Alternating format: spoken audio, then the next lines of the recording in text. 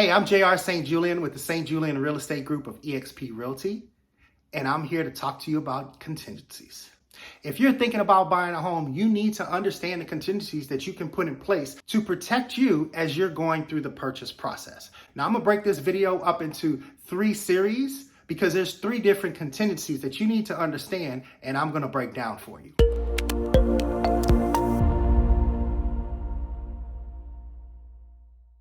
So for the first series, your inspection contingency.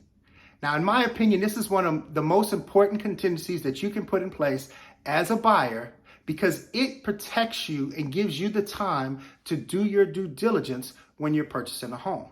Also, I like to refer to it as a get out of jail free card because honestly, you can use the inspection contingency to exit the contract for any reason whatsoever. It doesn't even matter what that reason is. As long as that inspection contingency is in place, you're allowed to exit the contract and get your full earnest money deposit back. So it's a very important contingency. Now, that being said, it's also very important because this is where you're going to get the most information about the home and really have time and the information needed to make a proper decision on whether or not you want to move forward with that purchase. So during the inspection contingencies, things that should be happening, you should have a home inspection. A home inspection is a generalized inspection of the home that checks all the major systems of the home. And it's done by what I call a generalist. They're a professional home inspector, but they're generalists. So they're not an electrician, they're not a roofer, they're not a plumber. They're a general inspector. And their job is to be familiar and updated on the codes and the requirements of the systems of a home.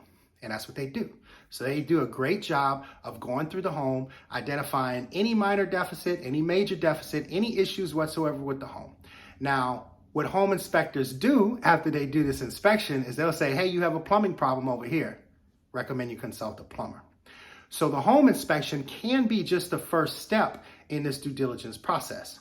Now, the next thing that you're going to be doing is you're going to be getting information from the seller about what they know from the home.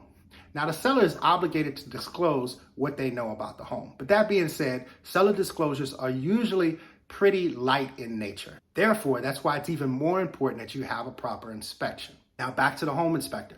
When you're done, typically you get a 60 to 80 page report with pictures and with a list of all the different things that they identified on the home that are, slightly defective. And every home has issues. So it's not that big of a deal when you get a list of things. What you want to look at is, hey, what major issues have been found? What major systems am I worried about? And are they telling me I need to have a foundation specialist look at the home, an electrician look at a particular issue on the home, a plumber look at a particular issue on the home, or a roofer, etc. And you want to have enough time after the home inspection and before the expiration of that inspection contingency period to get those licensed trades out to inspect any particular items that have been called out that you're concerned about that you need a specialist professional opinion on. So that's the purpose of your inspection contingency period. Hopefully that made sense to you. Check out my next videos because I'll go into the next 2 contingency periods that you need to know more about. Again, I'm J.R. St. Julien with the St. Julien Real Estate Group of EXP Realty. Please subscribe because that would help me find more people that can use this information and help them out on their home purchase journey. Thank you.